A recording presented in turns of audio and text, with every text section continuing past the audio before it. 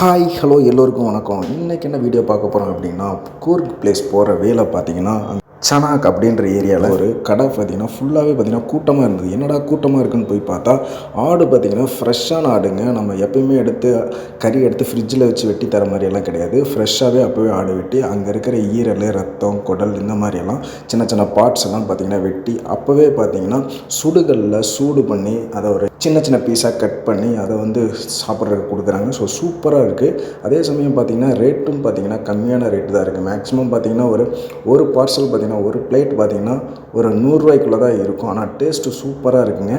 One time வாங்கி சாப்பிட பழகிட்டோம் அப்படின்னா அது மறுபடியும் வாங்கி சாப்பிடணும் போல தாங்க இருக்கும். ஏன்னா அந்தளவுக்கு சூப்பராக பண்ணி தராங்க.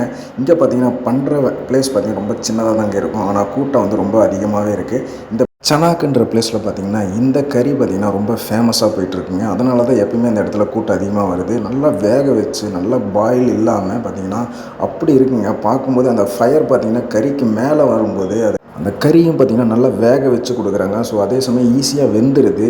அந்த லிவர், அந்த கல்லீரலாக இருக்கட்டும், ஸோ சாப்பிடும்போது அவ்வளோ டேஸ்ட்டாக இருக்குங்க.